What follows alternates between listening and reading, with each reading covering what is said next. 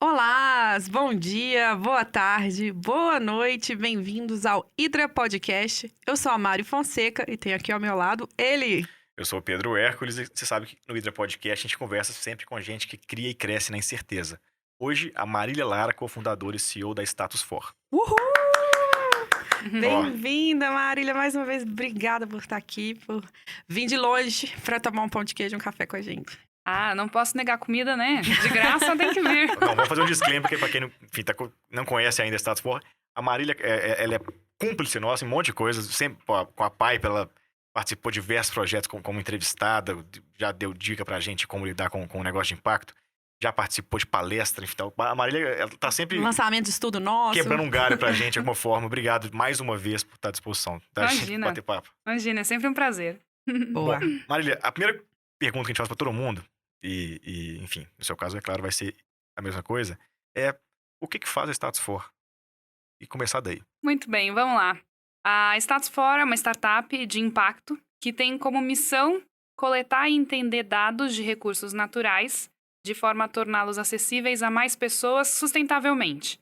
E esse guarda-chuva todo, né, é baseado num tripé em que a gente tem os dispositivos IoT, que fazem coleta de dados, a inteligência artificial que pega o dado e transforma em informação, e o painel de gestão que pega essa informação e deixa ela de maneira estruturada para o gestor poder tomar suas decisões. Até aí falei um monte de coisa e não disse nada. Né? Manda bala. O que a gente faz efetivamente, né? A gente começou trabalhando na área de saneamento e hoje a gente tem o ForFluid, que é um sistema para ajudar as empresas de distribuição de água a melhorar sua performance através do combate a perdas. E o que são as perdas? É água vazando pelo cano e fraudes, hidrômetros com algum tipo de problema e etc. Então, a gente tem basicamente dois tipos de produto. Um produto que é um sensor móvel, que ajuda você a fazer a varredura do sistema de distribuição de água para identificar pontos suspeitos de vazamento. E isso a gente já atendeu mais de 130 cidades aí desde o início. A gente já conseguiu impactar em mais de 7 milhões de vidas com essa nossa tecnologia.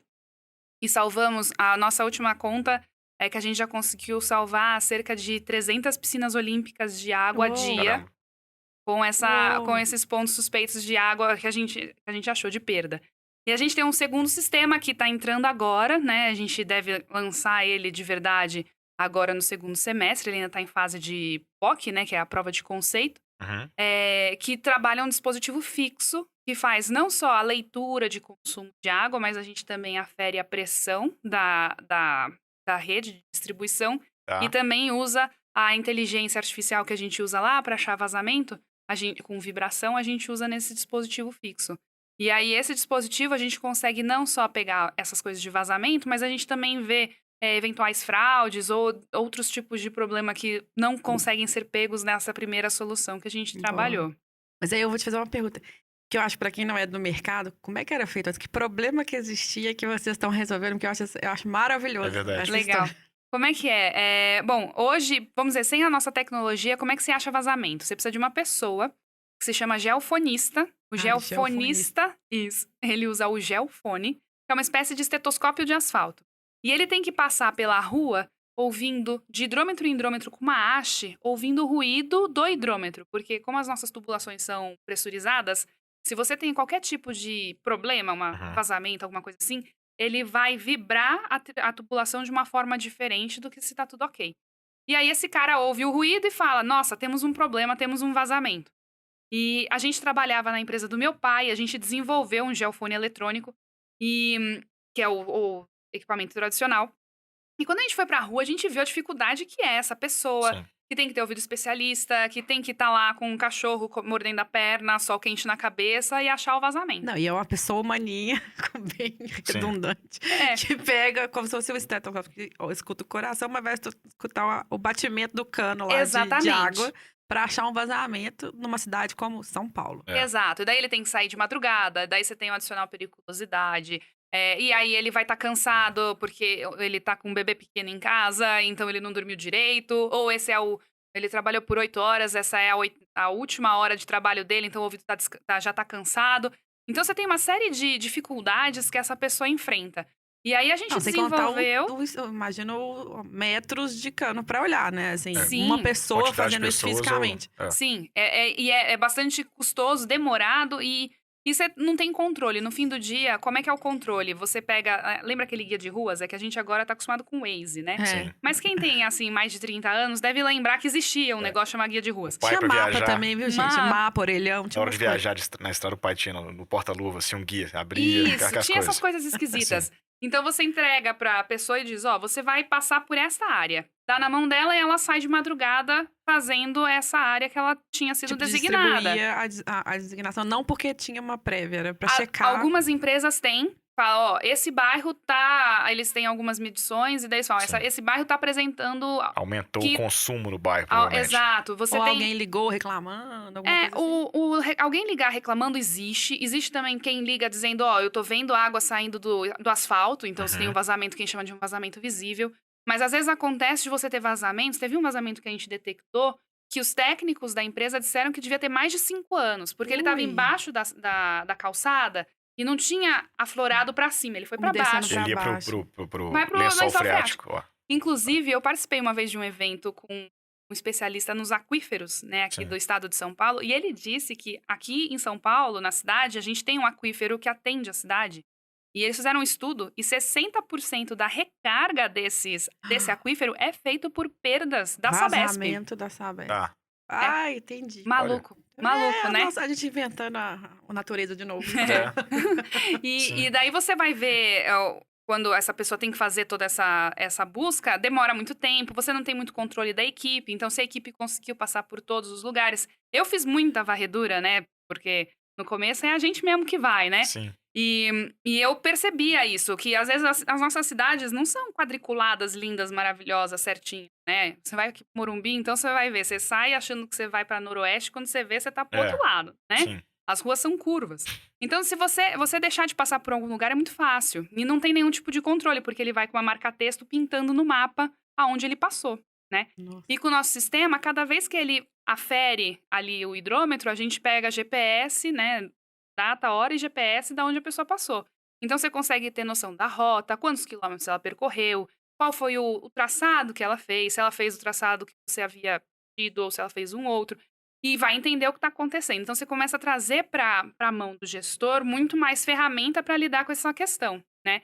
E tudo isso com uma inteligência artificial, como é que funciona? A gente grava 10 segundos, então, ao invés da pessoa ter que encostar uma haste e ouvir dela, ela encosta, aperta um botão, a gente grava 10 segundos daquele áudio. Ela pode escutar aquele áudio se ela quiser, mas se não quiser, não precisa.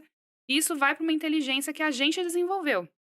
E tem uma figura de linguagem que eu gosto de usar, para quem não tá muito acostumado com inteligência artificial, que eu falo que a gente é o Shazam do vazamento. Sim. Né? Boa, aquela época que você checava a música para dar o nome, né? Exatamente. E aí você consegue, com isso, diminuir de 100% do campo que essa pessoa precisaria ir para cerca de 2%. Mas calma, e aí então você mantém esse profissional, mas que agora ele vai com um aparelho mais qualificado, é isso? A ideia é, você pode manter o profissional para fazer a varredura, ou você pode ter um profissional mais de início de carreira que faz a varredura e esse outro especialista vai só nos pontos suspeitos. Aí ele vai de ouvido descansado, com tempo para investigar, e aí ele vai fazer o trabalho. A gente brinca que a gente potencializa o trabalho desse cara, a gente não substitui essa pessoa. E o IoT vai aonde nessa coisa? No dispositivo móvel, das coisas, a internet das coisas no dispositivo móvel é o próprio dispositivo que se comunica com a rede. No dispositivo fixo, a gente tem um dispositivo que está lá no hidrômetro fazendo as leituras e ele faz a leitura a cada 15 minutos. E daí, nesse caso, a gente consegue traçar perfil de consumo. Então, eu consigo, por exemplo, imaginar que você tem uma casa na praia, né? Lá no Guarujá. E aí, você tá aqui me entrevistando agora, né? E, de repente, a gente começa a perceber que a sua casa, que tinha um consumo, por exemplo, durante a semana de 0, começou a apresentar consumo e tá crescendo esse consumo, sem parar. Tem já 2, 3 horas. A empresa de água vai identificar que tá fora do padrão e pode te mandar um WhatsApp, um SMS dizendo, gente, tem uma coisa esquisita lá. O que tá acontecendo? Mari, vai lá ver. E qual a diferença de você colocar um fixo ou esse móvel, de levar uma pessoa? Como é que é essa estratégia? Ótima pergunta. Quando a gente fala, eu sou sou formada em administração e lá na Status For, a maioria das pessoas são engenheiros, matemáticos, cientistas de dados e tal. Então a gente é de planetas diferentes. Apesar que a administração tá dentro. Tá próximo. Tá dentro do mesmo universo, mas não é o mesmo planeta. Sim. Pelo menos abre planilha. Não a gente sabe usar. Usa não, eles não Excel, sabem usar Excel. Não sabem. né? Não sabem. Eles fazem muito lá na simples pra programação. eles, né? Não O funciona. VBA no máximo. Mas, então eu gosto das figuras de linguagem para conseguir entender o que eles estão falando. Por favor. Tá. Então, o sensor móvel, ele é como se fosse uma foto. Então, você tem 10 segundos, você vai tirar uma foto de 10 segundos e vai ter que tirar todas as conclusões em cima daqui. O geofonista leva o sensor móvel e vai passando de hidrômetro em hidrômetro medindo. Isso. Tá. E aí são 10 segundos, e aqueles 10 segundos a minha inteligência tem que dizer se é um vazamento, se não é um vazamento, se tem algum problema ali. Então, de cara, ele passa muito menos tempo por hidrômetro de cara, porque ele passa medindo e vai embora. Ele tem que parar ali e ficar ouvindo um a um. Você poderia dizer que quando não tem problema, a gente até demora um pouquinho mais do que ele, do que o geofonista. Qual que é a grande vantagem? Quando tem problema, ele passa às vezes 5 minutos ali ouvindo, pra conseguir ter certeza de que é algum problema. A gente sempre são 10 segundos. Então, no fim do dia, a produtividade é quase que a mesma, com a diferença de que o meu ouvido não se cansa. Então, Entendi. a gente não deixa passar nada. Enquanto que, quando uma pessoa tá andando, ela pode se cansar e acabar deixando passar. Ele chega lá, encosta o negócio, grava 10 segundos, manda pra nuvem, a nuvem responde pra ele.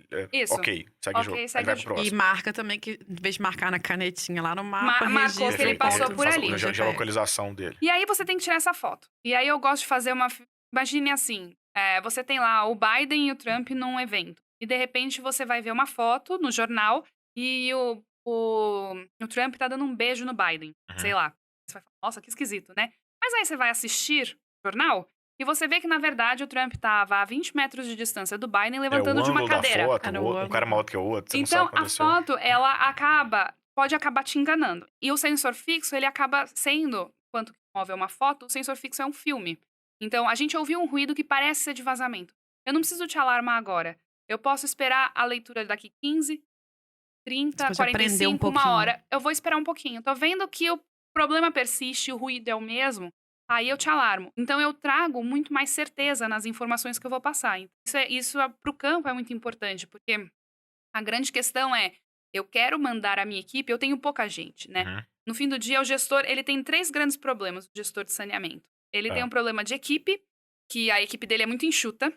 Ele tem um problema de gestão do conhecimento, que é uma coisa que o equipamento, as duas soluções resolvem. A gente brinca que tem o Zé do Cano. Então, tem um cara que tem 40 anos de Sabesp, sei lá, só pra falar um nome... Compasa, Compasa, qualquer coisa assim. Eu quero mineirices demais aqui. Mineirices. Vou botar Compasa aqui pra...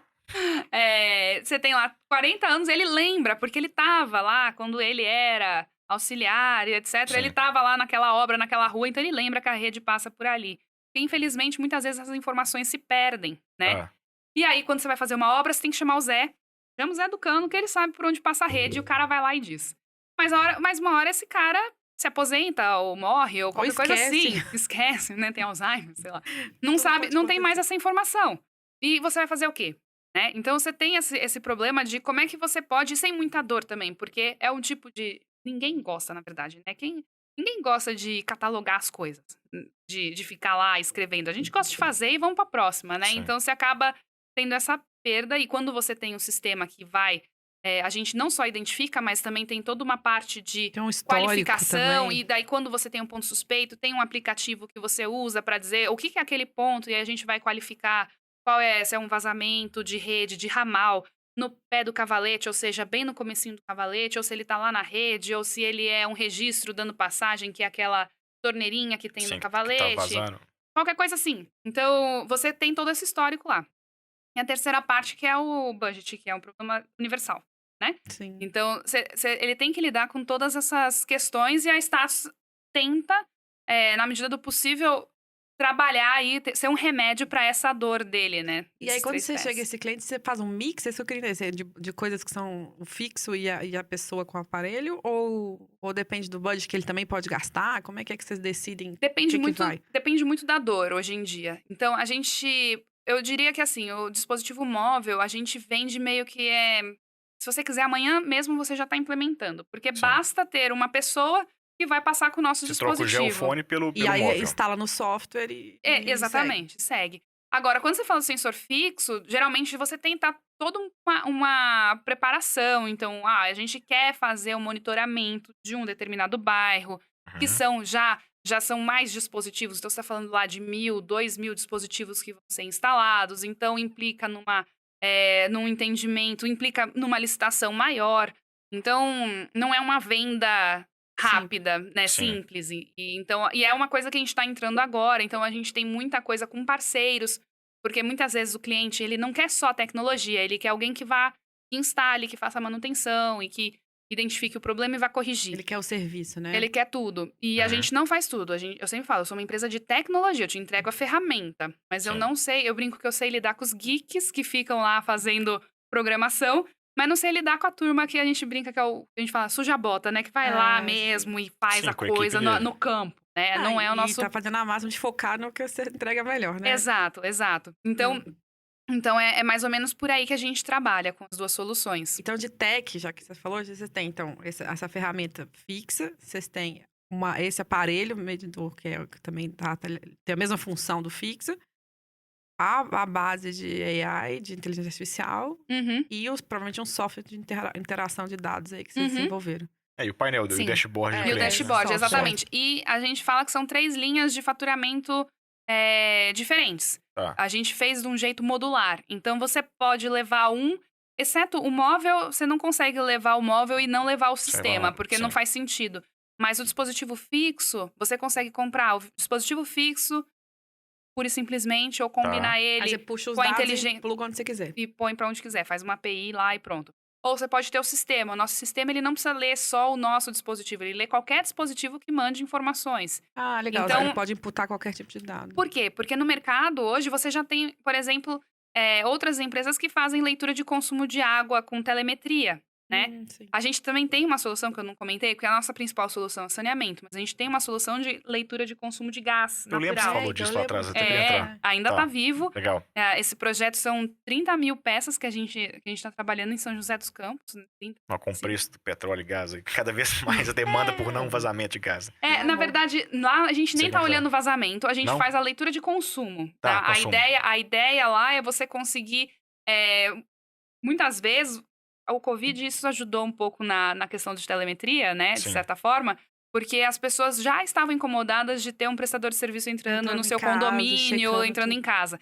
Aí, com o Covid, pior ainda, né? Aí, mais ainda que você não podia entrar por conta do vírus. Então, as empresas têm buscado cada vez mais soluções em que elas não precisam estar na casa do cliente para resolver determinados... Que é a função do IoT nesse mundo. Exato. E daí você só vai para resolver um problema. Poxa, eu tô vendo que tá fora do padrão. Um exemplo que eu gosto de dar imagine assim, você tem lá uma casa em que morava uma senhorinha que faleceu, né? E aí a família herdou aquele terreno e ao invés de ter uma outra família, uma outra senhora morando lá, eles resolveram derrubar a casa da avó e construir, sabe esses predinhos que o pessoal faz hoje, que são 2 andares de apartamentinhos, tipo de um dormitório? Sim. E aí você passa a ter 6 famílias morando ali, né?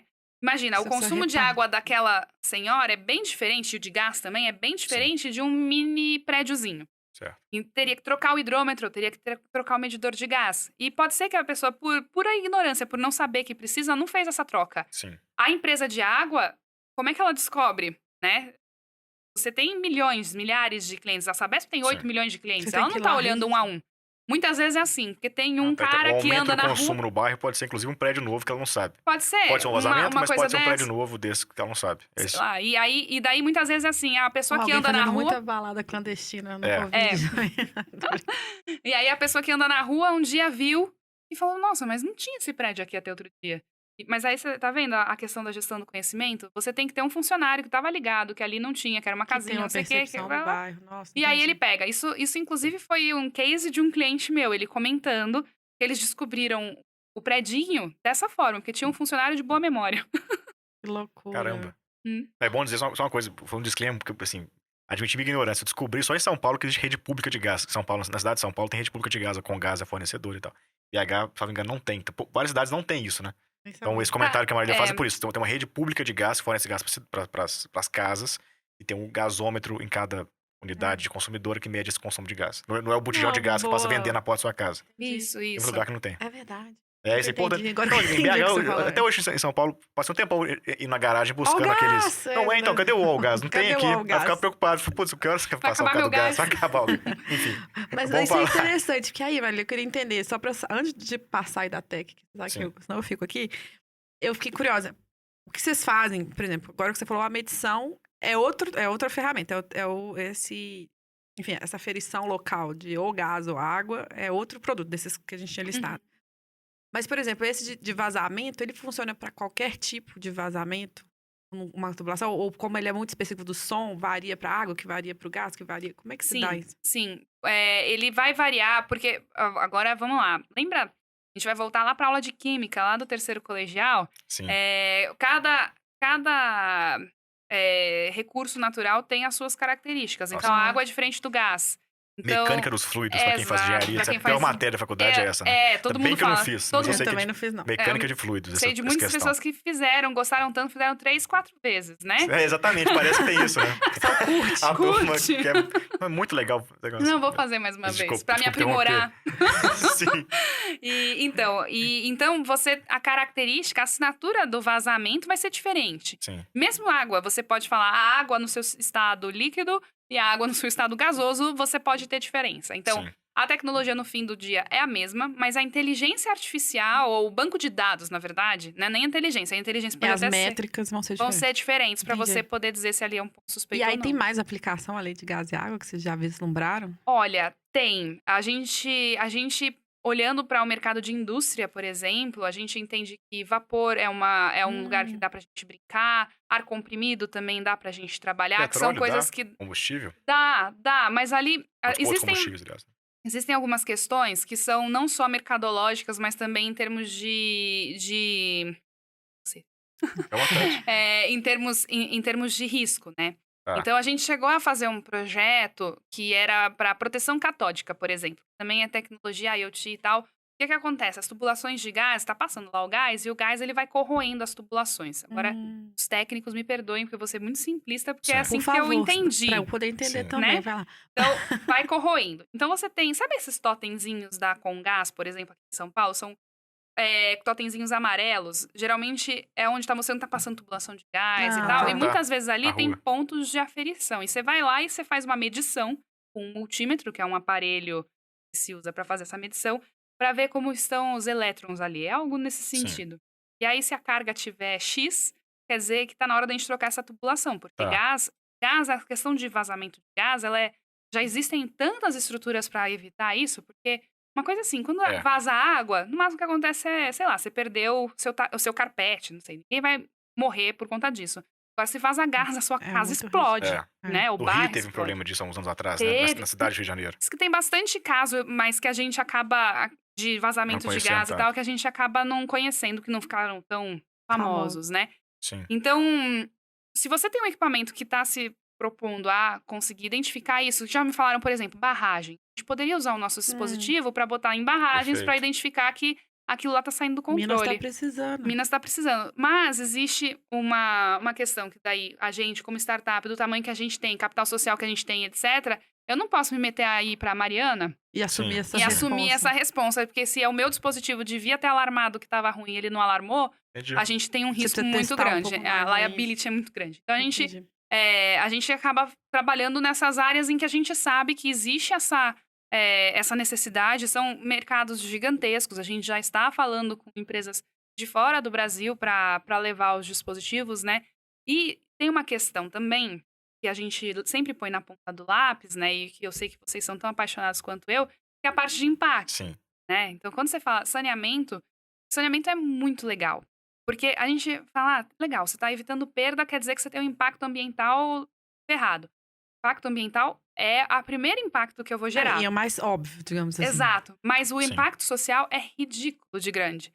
Né? Esses dias eu tava assistindo uma palestra com o pessoal da EGEA, tava o CFO contando sobre um projeto deles e como é. Eu falo o nome porque é um projeto legal, então a gente pode falar. Claro, pode falar. E eles estavam falando sobre um projeto que eles fizeram na região dos Lagos, no Rio, de esgoto. E se não me falha a memória, eles não estavam fazendo a parte de tratamento. Eles estavam só, entre aspas, só fazendo coleta de esgoto. Sim. Um ano depois que eles fizeram isso, reduziu em 90% o número de internações por doenças ligadas a questões de saneamento. Desinteria, essas coisas com Não, crianças. você consegue, se você economiza, você pode levar onde também não tá chegando, onde chega mal feito. Exato. Você começa a aprender várias coisas. E o Instituto Trata Brasil tem vários estudos falando sobre essa correlação do saneamento com a questão de vulnerabilidade social. É métrica de desenvolvimento de país. Exato, porque Né? se você for ver, por exemplo, a evasão escolar de meninas, na época em que elas estão naqueles dias, como a gente diz, né? Minha avó falava, naqueles dias, é gigantesco. Se você não tem acesso a saneamento básico. Então, a menina, a cada 28 dias, passa uma semana sem ir pra escola. No Brasil, viu, gente? Porque você já viu esses casos em documentários na África, em alguns países. Brasil também tem. Brasil também tem. Brasil, se você for ver a causa da maior parte da mortalidade infantil no Brasil hoje, são questões de saneamento. Não, que loucura. Mas vamos fazer essa pontuação, Marília. Então, pensando... Não, eu acho... Exatamente, olhando para impacto, aí eu acho que impacto até, inclusive, financeiro também. O que é que você entrega no final do dia que brilha o olho desse cliente? Você fala, o que você resolveu para ele, além da eficiência básica aí do processo? Você tem uma questão financeira de economia de recurso, né? Então, você tem cidades aí no Brasil que perdem 60% da água que coleta no manancial durante a distribuição. Então, ele tirou... No fim do dia, ele tirou o dobro de água, tratou o dobro de água e fez aquela distribuição, usou energia elétrica, que é um dos vamos dizer, das matérias-primas mais usadas por eles. A fatura de energia elétrica dessas empresas que usa muito bomba, né? É gigantesca. E perdeu, imagina, você recebe o seu salário lá e 60% dele fica pro banco, né? Isso acontece de vez em quando. Sim. Isso acontece. A ficar, senão vou chorar aqui. A turma que tá empreendendo e teve que Podemos falar pendurar. disso também. Boa. Então, você tem essa economia de recurso, aí vamos, economia de água, que é mais, quais são as nossas métricas? Você tem a gente também olha muito, eu não tenho, vamos dizer, ingerência em cima disso, eu não consigo influenciar, mas a gente sabe que isso acaba acontecendo. Dado que teve essa economia de recurso, tem-se, então, mais recurso para levar a água para mais lugares, ou reduzir intermitência, que também é um problema. Às vezes você tem a pessoa que está conectada à água, e tem cidades que a pessoa está acostumada. Ela tem água de terça, quinta e sábado. Nos outros dias não tem água, né? E daí tem a caixa d'água lá para tentar suprir. Mas, poxa, não faz sentido. Eu fico sem água, já fico meio desesperada, Você né? Você guarda os baldes para tomar banho, usar o básico. Gente, banho, roupa, beber água. E uma coisa que a gente não se toca, né? Energia elétrica, a gente viveu muitos anos sem, né? Mais de 10 mil anos sem. Agora, água não existiríamos, né? Então, é bem complexo. Então, você tem essa questão do investimento de redução de recursos, você tem essa parte de você conseguir. E tem uma coisa muito importante que aconteceu agora, que é o Marco Legal do Saneamento, que ele alterou um pouco as regras do jogo. Foi em 2019, eu tô errado. Foi 2020. Foi em junho de 20, teve a aprovação e a sanção ocorreu, se não me falha, em novembro. Que vai permitir privatizar a parte da rede, alguma coisa assim. Na verdade, não é que vai privatizar a parte. Tem que tomar cuidado, porque eu preciso ser agnóstica nessa questão, né? Eu não sou a favor nem contra ninguém. Também, exato, enfim, mas as regras basicamente são, até antes do Marco Legal, se uma cidade, vamos dizer Sorocaba é uma autarquia lá, né? Então é uma empresa municipal. E de repente Sorocaba fala, não quero mais. Quero passar, eu quero que outra empresa venha aqui fazer a gestão de água aqui de Sorocaba. Pra quem não conhece, Sorocaba é a cidade onde nós, Status For, estamos. Sim. Até antes do Marco Legal, a Sabesp ia ser a primeira a ser convidada. Então, o SAI Sorocaba ligaria para a Sabesp e falar, Sabesp, você tem interesse em administrar aqui? E aí a Sabesp, se tivesse interesse, entrava, né? Se não tivesse interesse, daí fazia-se uma outorga, alguma coisa assim. Uma preferência para fornecedora estadual. Estatais, exatamente. Estatal do estado em questão. Exato. Independente do projeto de investimento que você tivesse. Essa é a crítica das pessoas. Eu posso ser achovalhada aqui, né? Existe, ninguém vai ser achovalhada, mas está interessado em ver como é que você soluciona. E aí, agora com a nova lei, você não pode fazer essa cessão de direito para a estatal de forma automática. Você tem que fazer uma licitação, como ocorreu agora com o SEDAI no Rio de Janeiro. O pessoal falou bastante. E aí não entra só a Sabesp. Né? Então, lá em Sorocaba vai entrar a Sabesp e vão entrar as outras empresas que são privadas. E daí ganha quem tiver o melhor projeto de investimento. É normal, uma licitação normal, tem nossas regras e tal, e quem ganha leva. E por isso que o pessoal entende que pode existir uma maior privatização no mercado, porque você tem essas empresas, tem bastante grana e tal. E uma das coisas que mudaram, que é eu acho, no meu ver, é bastante interessante, é que os municípios podem se juntar. Porque o pessoal fala que tem o filé e tem o osso, né? Então, por exemplo, você tem Sorocaba, uma cidade grande, que tem indústria, etc. Então, ela é um super filé mignon. Sim. Mas existem cidades no entorno de Sorocaba que não são tão desenvolvidas industrialmente, por exemplo, e que poderiam ser chamadas de osso, né? Sim. Ela poderia se juntar ao SAI Sorocaba e fazer uma licitação com todo mundo junto. Ou então aquela coisa compensatória. Se você vai pegar essa, tem Isso, que você incluir vai- Leilão de aquela. aeroporto teve muito isso nos últimos anos. Você pega o aeroporto, sei lá, tipo, Energia Congonhas, pega o também, aeroporto né? numa cidade pequena ao mesmo tempo. Isso. O aeroporto tem essa Você dinâmica tenta, você tenta de juntar fazer... bons ativos e ativos mais desafiadores. Porque na mesma senão hora. você vai ter aquela cidade que é muito pequenininha, que tem, sei lá, 1.000 habitantes e que ninguém quer pegar porque tá muito longe, né? E outra coisa que é interessante é que você pode compartilhar a sua rede, então a sua estrutura administrativa. Então vamos dizer que a gente tem lá a cidade A e a cidade B, né? E a cidade A é maior. Você deixa lá tudo, o trator, a equipe, não sei o que tem. E daí, quando você tem que fazer algum serviço, você desloca a turma pra lá. Você não Vira precisa uma ter cidade um sede. trator pra cidade B, entendeu? A equipe Tá. só pra cidade B. Então, isso facilita a gestão, Sim. né? Ganho de E escala além do de processo. tudo isso, que daí porque que eu tô falando, Da lista de Ah, oportunidades. grande. você tem 3 metas no marco legal que todo mundo que for pegar uma cidade vai precisar cumprir. Sim. A universalização do saneamento da água potável. Se não me falha a memória, não é 100% do esgotamento tratado, mas é algo como 90%. Maior do que é hoje, que é 40, eu acho. Algo tipo em isso, né? torno disso. E redução gradual de perdas. Então, perdas se transformou em um dos 3 meta. principais, vamos dizer, metas de toda empresa de saneamento, né? E você ter algum dispositivo que te ajude a entender o que está acontecendo, aonde que tá, porque a gente fala, no sensor móvel você consegue identificar os pontos suspeitos, assim, o estrago está feito. Mas no sensor fixo, a ideia é que a gente consiga, com o passar do tempo e o levantamento de dados, você começa a trabalhar, inclusive, falar assim, olha, a gente acha que do jeito que a coisa tá caminhando aqui, a gente vai ter um problema no futuro. Você acha padrão, acha erro, E padrão de erro. Aí você Tem um monte de trabalha de forma mais proativa, em vez de tão reativa, né? É interessante, acho que tem uma coisa que vale pra comentar em relação a isso, que é o seguinte. Uma coisa que a gente até falou em outros episódios e tal, no extra que saiu na semana passada. A gente tá gravando em ordem, então enfim, no que saiu certo. agora há pouco o extra. É o seguinte, que me parece, pra mim, é super importante quando eu olho negócio de impacto, mas qualquer negócio em geral, mas de impacto em particular, porque a gente tá falando de impacto ambiental e social, saber de quem é aquele problema. Porque com frequência você não sabe de quem é o problema, então é muito difícil você encontrar o seu cliente que está disposto a pagar para resolver aquele problema. Digamos, vazamento de água, vazamento ou desmatamento, né, de floresta, enfim. Os problemas sociais e ambientais com frequência não vou abrir uma aspas, mas não tem dono ou a gente não sabe quem é o dono muito bem. E por isso é difícil achar o cliente, achar a forma de vender. Então, seu negócio tem esse desafio de cara por ser ambiental. E é por isso, em seguida, eu te pergunto em relação a isso. E ao mesmo tempo, o mercado de concessões públicas, o mercado de... Acho que o termo é utilities que fala no mercado financeiro. Não sei qual é o nome em português para isso, na verdade. Mas enfim. Distribuidoras, que é, energia, água, saneamento básico e tal.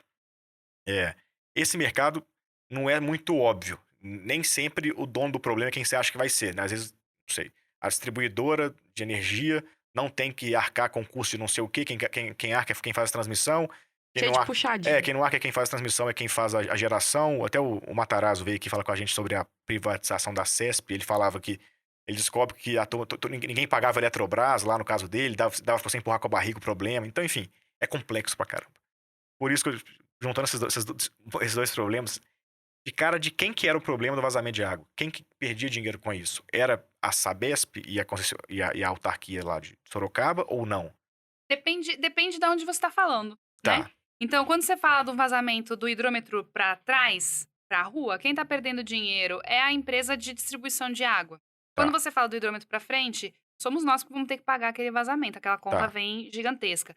Mas é uma coisa que as pessoas falam, nossa, que absurdo, você vai repassar pro consumidor? Gente, você vai fazer uma conta, qual é o meu custo e etc. E o custo vem todas as suas ineficiências, né, de certa forma. Então, no fim do dia, a gente que tá pagando pelas perdas, pela ineficiência daquele prestador de serviço. E por isso que a gente tem que tentar, da medida do possível, fazer ou reclamar com aquele prestador para que ele preste um bom serviço. Muitas vezes as pessoas reclamam, tem algumas empresas clientes nossas que falam, nossa, quando a gente pegou a empresa, a gente assumiu, a cidade reclamava que poxa, quando era outra empresa, nunca não tinha tanta obra, né? Agora eles estão perturbando, todo tem obra e tal, e não percebe que essas obras, na verdade, estão fazendo com que sua água depois reduza de preço, ou que ela venha com qualidade. Eu até antes de trabalhar com saneamento, né? Pra mim era meio assim, tipo, é mágica, né? Você vai lá, abre a torneira e sai uma água linda, maravilhosa, que você pode, inclusive, dependendo da cidade, você pode tomar da torneira, né? E não é bem assim, tem muito suor ali pra fazer aquela água chegar. Essas autarquias, esses caras, se eles perdem 1 litro de água, eles deixam... Eles estão pagando esse litro na geração? Não sei como é que essa coisa de geração e distribuição de água, mas ele depende. Você tem lugares, tem algumas cidades em que ela mesma, vamos dizer... posso dizer... Eu tenho uma geração, fabrica a água dela. Energia, mas tá. Ela tem lá um lençol freático, manancial e tal, e tira de lá. Tem cidades, por exemplo, Guarulhos, né? Você estava comentando de Guarulhos. Sim. É uma cidade que compra água da Sabesp. Agora a Sabesp tá com eles, mas até pouco tempo atrás era uma autarquia. Ele comprava 90% da água, e daí é um custo ainda maior. Então, quando ela perde, ela tá perdendo pra caramba, porque ela compra aquela água... Se o manancial é dela, a água em si, digamos, é de graça, certo? Mas tem a bomba, tem que tirar. Não é só isso, o manancial não é dela. Aí que tá a beleza do negócio. Quando você vê, por exemplo, a crise hídrica que a gente teve em São Paulo em 2015, né? Na época, a gente tinha... O governador era o Geraldo Alckmin. E aí eles estavam discutindo sobre uma ligação de 2 mananciais, que eu não me lembro o nome agora. Faltei nessa aula de geografia. E é uma questão geopolítica no fim do dia. Todo dia você vê no Jornal da Globo lá, a Cantareira tá baixa. Menos tantos por cento. Que é uma represa perto da grande São Paulo. Exato. E aí eles queriam fazer uma ligação de um manancial próximo com um manancial próximo da cidade para conseguir abastecer a cidade. Mas aí esse manancial atendiam cidades do interior de São Paulo e essas cidades começaram a reclamar porque elas estavam relativamente confortáveis, não super, mas a hora que São Paulo começasse a puxar água, eles iam começar a correr risco. Então, na verdade, essa questão de onde você vai tirar água e quem é o dono da água, né? Então, você tem assim, o rio que nasce e morre na cidade é da cidade. Tá. Aquele que passou por mais de uma cidade é do estado. Aquele que passou por mais de um estado é da federação. E quem que cuida desse rio? Quem que tem a foz, ou quem que tem... é uma coisa super complexa, né? E no fim, é a velha história, sem água não tem vida. Então, quando você começa a tirar, vamos dizer que eu faça uma barreira aqui, e São Paulo fica com toda a água, né? Poxa, você tem aqui Osasco, sei lá, cidades aqui do entorno, Cotia, vão ficar sem água. Gente, a população vai vir invadir aqui, vai ser uma guerra, né? Então, não é tão gratuito. Tanto é que por isso você tem algumas agências reguladoras. Aqui na região de São Paulo, a gente tem, por exemplo, a Ares PCJ, que é a agência reguladora do Rio Capivari, Jundiaí e Ares PC e Piracicaba, eu acho. Que faz um triângulo ali, né? E eles estão ali para ajudar a regulamentar o negócio, porque se uma cidade começa a crescer demais, pode faltar água para outro. Não vou nem tão longe. Lá em Sorocaba, eu estava conversando com o pessoal da Unimed esses dias, e eles comentando que do lado deles tem uma fábrica de refrigerante. E quando a fábrica aumenta o consumo, e ali eles tiram água de poço, né, com a autorização da empresa de água e tal, quando aumenta o consumo de refrigerante, diminui a água pro hospital. Porque eles estão tirando do mesmo manancial, da mesma fonte. Né? Não, e aí eu acho que a minha pira, só pra fechar o raciocínio, aí eu acho que a gente precisa super entender essa história do negócio mesmo, é que dos impactos, tá voltando ali naquela lista. Então, você falou dos impactos sociais e ambientais, você falou do impacto financeiro e das economias, e tem um impacto de governança, que é o que também, quando você começa a gerar dado e transparência, que também impacta. Isso já recebe. É verdade. Então, o Marco Legal agora passa a falar que vazamento é um problema. Pô, se o cara não media bem, não era problema também, porque ele não viu o problema, certo? Não tinha sentido. E aí, porque assim, com tudo que a gente fala de GovTech, ou empresas que lidam, ou B2G, que a gente pode falar aqui, pode ser os dois, no seu caso. É isso, né? O quanto faz sentido ter transparência. Parece que fica pra você é positivo, porque às vezes transparência demais é negativo, porque você começa a achar o problema demais, né? Mas no seu caso também pode ser uma métrica de boa governança ou gestão daquela empresa. E na verdade, existem algumas... Às vezes você tem uma escolha de Sofia ali, né? Eu gosto de dar um exemplo, vamos pensar aqui na Paulista. De repente você identificou que existe um vazamento na Paulista. Imagina você parar a Avenida Paulista hoje, uma terça-feira, né? Vai lá. Sim. Mesmo com Covid. Mesmo com É que tá Covid, cheio, vai como ser sempre. Uma loucura. uma doideira. Então, às vezes, você precisa saber que existem os vazamentos e você vai monitorar aquele cara. Eu vou monitorar ele. Não tem nenhum risco para prédio, eu tô gastando aquela água, mas tá tudo certo. Né? Aí quando chega, sei lá, na época do Natal, que tá todo mundo viajando, etc., a gente interrompe Perfeito. e faz o trabalho. É Então, uma gestão mais inteligente do recurso. também. exato. E isso porque os nossos clientes dizem, existem vazamentos e vazamentos. Existem vazamentos que você tem que sair correndo Tá. para reparar. São vazamentos que podem, por exemplo, teve há um tempo atrás aqui em São Paulo mesmo, eu lembro, foi ali acho que foi na Pompeia, que para quem não é de São Paulo, não conhece, é um bairro super íngreme, né? É. E irrompeu uma adutora. E aí era uma cachoeira, assim, saiu no Sim. jornal e tal, foi uma Pode ter doideira. deslizamento de terra, você pode derrubar um prédio, Você pode, uma casa. e não só isso, né? Quando você tem um rompimento de uma adutora, muitas vezes vai ter um bairro inteiro sem água, né? Tá. Então, esse você sai correndo para consertar. E às vezes você tem um vazamento de ramal que é tão micro, tão micrinho, que não faz diferença pro sistema. E para você corrigir, sei lá, vai gastar muito mais do que o que você vai ter de recurso salvo. Sim. Então, existe ali às vezes, algumas escolhas que o gestor precisa tomar. Porque, de novo, lembra que eu falei das 3 coisas. E budget é um problema, Sim. né? Então, o cara tem que saber para onde que ele vai armar, porque o cobertor é curto, né? Sim, sim. Não, incrível, eu acho mara. E aí, eu queria entender, então, isso um pouco desse cliente, assim. Quem são seus clientes? Para que você vende? Em que formato? Como é que você dá essa relação? Que sempre é um mistério, especialmente nessas infraestruturas complexas, como o Pedro falou. Tá, os nossos clientes são distribuidoras de água, né? Geralmente equipes não só equipes de perda, que tem essa figura, gestor de perdas, pra você ver como é um negócio grande, mas também a parte comercial. Você quando tem uma empresa que precisa ter um gestor de perdas, diz muito. E você tem a parte comercial também para quando a gente fala de achar fraude ou fazer a leitura remota de consumo de água, né? Tá. E a gente tem também os prestadores de serviço dessas distribuidoras. Porque às vezes tem distribuidoras que elas não têm a equipe que vai fazer o caça-vazamento, que a gente chama. Ela contrata terceiros que vão fazer isso. E esse terceiro pode usar a minha tecnologia para ser mais rápido, para conseguir ter maior controle da equipe, etc. Então, são basicamente essas 2 figuras que são nossos clientes, né? E aí é por modelo de... Como é que você faz essa venda? A gente tem, quando a gente fala do sensor móvel, a gente tem uma venda do dispositivo e um preço por mês do dispositivo ativo, naquele sensor, e um preço da plataforma. Então, paga-se vamos dizer, tem 2 linhas na fatura, né? Uma do dispositivo e uma da plataforma. Um aluguel e um platform as a service. Coisa assim. Software as a service mesmo. Uma assinaturazinha. Uma assinatura. Mas vira tudo assinatura, né? E a gente faz planos de 4, 6 ou 12 meses e renova depois, né? E quando a gente fala do dispositivo fixo, a gente tem 2 formatos que a gente vem trabalhando. Um é a venda do dispositivo, e daí cobra-se uma mensalidade por dispositivo ativo. E o outro a gente chama de HaaS, Hardware as a Service. Então, não se compra o dispositivo. Novo isso. Achei muito chique. Achei chique. Pode demais. E aí você... Eu achei que você ia usar AI as a Service. Não, mas a gente também tem. A gente tem um parceiro que a gente vem conversando que ele quer utilizar a nossa inteligência. Ele tem dispositivo, ele tem sistema. Eu quero rodar na sua inteligência. Eu te mando os dados e você me responde o que é o problema, né? Legal. Mas via de regra é isso. Então, você, ao invés de ter que comprar aquele dispositivo, você paga uma mensalidade e depois, no final, é tipo um leasing, né? Sim. Leasing funciona mais ou menos assim.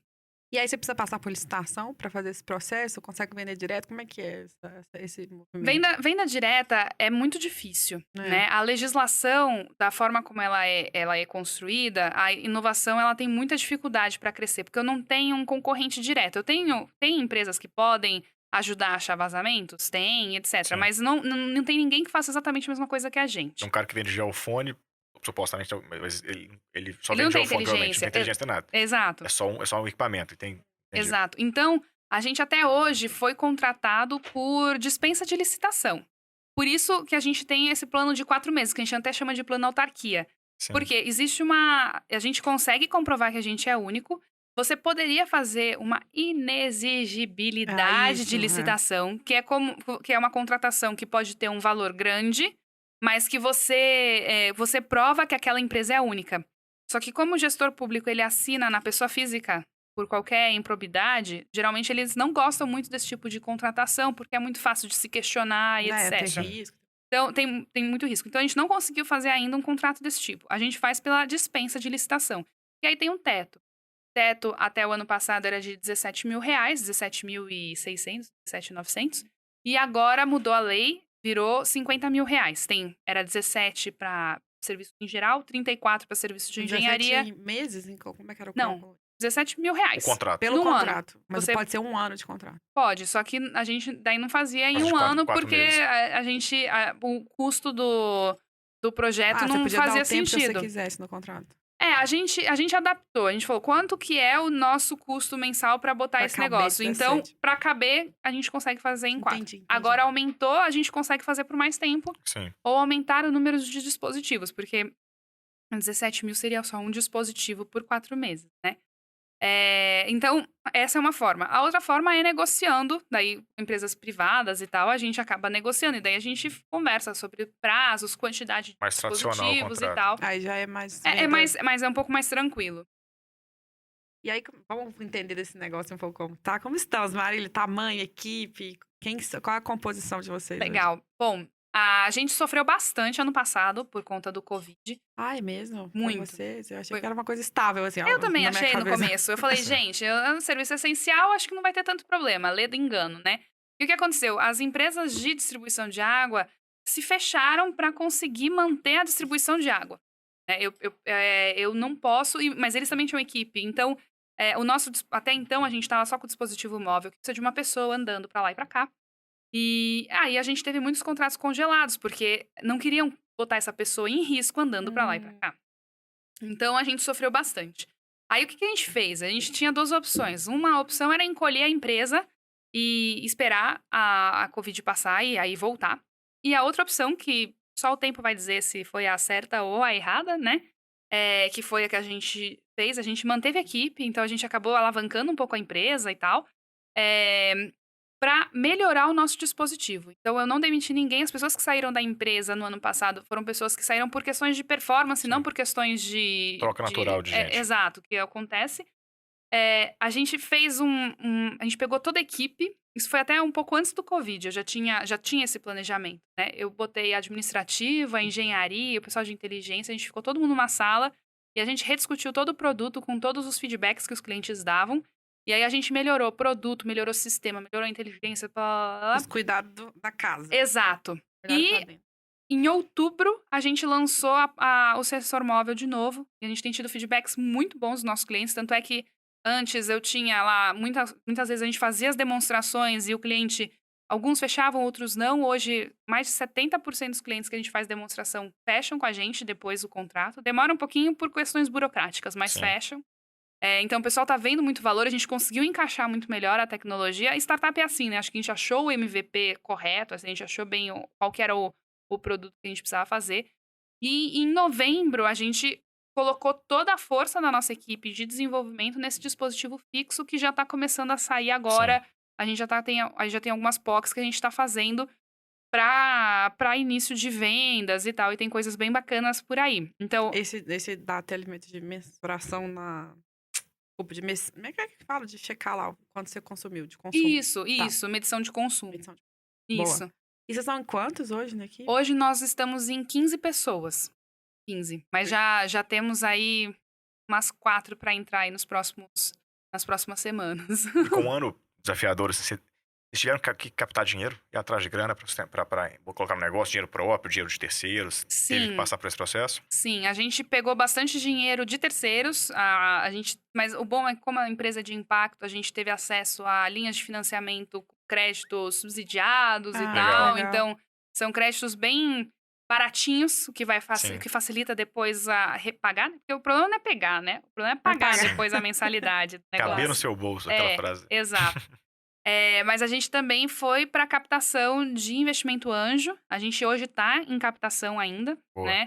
A gente está com uma rodada em que 50% da rodada já tá comprometida com o fundo, mas a gente tem a outra metade, inclusive, se alguém estiver assistindo. Então, conta aqui, a gente tem feito isso. Na descrição tem o site do Status For, você vai lá. E aí estão buscando, então, um investidor anjo para completar esse valor do fundo. A gente está fazendo um investimento seed já. Seed, então, tá. Geralmente o anjo não tem mais o cheque no tamanho do que a gente está pegando. Daí, entrando em contato, a gente passa os detalhes todos. A gente já está com fundos. Um dos fundos é um fundo de impacto mesmo, né? Que é legal, porque a gente queria ter esse tipo de expertise lá dentro da Status, né? E aí a gente foi através disso. Mas essa parte de captação é uma coisa que vai ser realizada agora neste ano, né? Tá.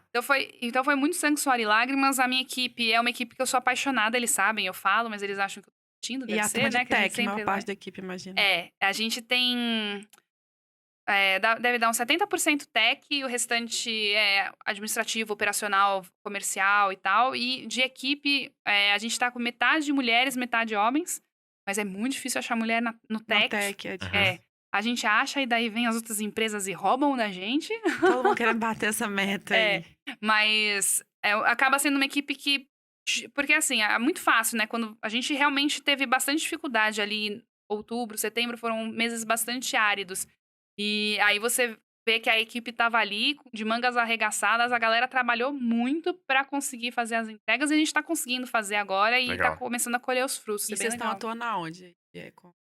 Quais são os clientes que estão no portfólio? Tá, a gente tem... Na parte de gás, a gente tá com a Comgás, né? A gente tem o pessoal da BRK Ambiental, é cliente nosso. A Águas de Votorantim, Sabesp é cliente nossa. O pessoal da EGE, acabamos de fechar um contrato com eles também. Então, e tem outras cidades menores, né? Porto Feliz, por exemplo, que é uma cidade do lado ali de Sorocaba, também é cliente nosso. Vinhedo é cliente nosso.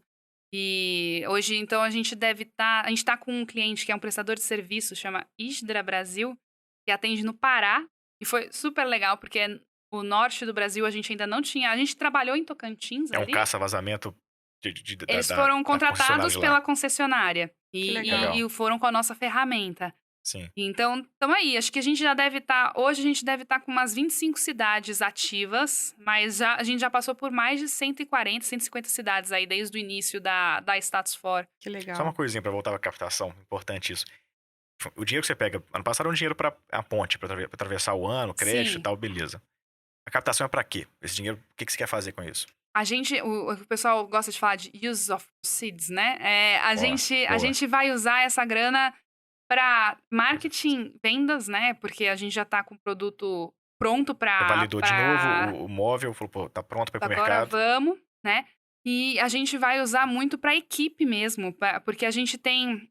A gente sabe aonde o nosso sistema pode chegar, a gente já tem a estrutura de como tem que chegar, agora eu preciso codar. Então a gente põe equipe para fazer a coisa acontecer. A gente já tem carta de intenção de compra de várias empresas interessadas. Tá. Então, é colocar esse segundo passo, né? A nossa grande visão a gente quer ser um sistema de inteligência essencial. A gente brinca do Status for Inside, que nem a Intel fala, Intel Inside. Sim. A gente quer ser o Status for Inside. Então, é ser um sistema de inteligência em que você pode identificar pontos vulneráveis de perdas, de fraudes, etc., dentro do seu sistema, desde que você me passe XPTO informações de pressão, informações de ruído, de vazão. E aí, idealmente, ele comprar o dispositivo móvel ou não seria menos importante nesse futuro. A gente... Você quer melhorar a análise de dados. A Status tem como... A gente falou... Eu falei aquela missão bonita e tal no começo da nossa conversa, né? Mas a gente... Eu e o Antônio, né? O Antônio, que é meu sócio, antes da gente pensar na Status For, a gente queria ter uma empresa que quanto melhor ela fosse, melhor ela faria. Essa era a nossa... Então, a missão, essa questão de impacto sempre esteve no nosso sangue, né? E, então, quando a gente olha para o sonho grande, como é que eu faço para garantir, é uma palavra meio complicada, mas na falta de melhor eu vou usar ela, né? Para garantir que o meu cliente esteja usando um recurso essencial para a vida da forma mais racional possível. Para atender mais pessoas ou...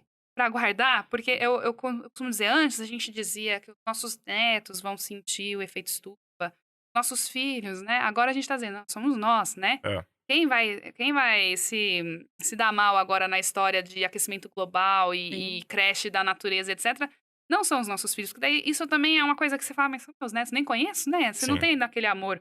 Agora, quando você fala, putz, sou eu vivendo, né? mesmo, De novo, né? de quem é esse problema? Eu volto naquela frase. Eu vou passar, exato, eu vou passar sede, eu vou passar fome porque não vai ter comida. Então, o que a gente pode fazer para garantir isso?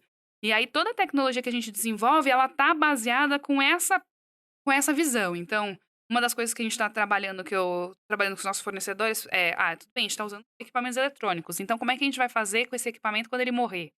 Equipamento eletrônico é poluente. Sim. Então, toda uma cadeia de logística reversa que você tem que trazer de volta. O plástico. Vamos tentar trabalhar plásticos recicláveis, que a gente possa, para não precisar fazer... Porque você está falando de milhares de dispositivos. Você não pode colocar isso a torto direito na natureza, senão vai contra os nossos princípios. Então, é nessa linha que a gente está indo. E o Antônio, que é engenheiro e é o nosso CTO, ele mora num planeta totalmente diferente do nosso. Então, ele tá há 20 anos-luz aqui. Até eu brinco que ele vai criando as coisas, depois eu venho aqui fazendo conectando hoje. Exato. Então, a gente tem esse sonho grande da gente conseguir fazer com que essa tecnologia de inteligência esteja acessível ao máximo de empresas possíveis para que a gente use a água de forma racional.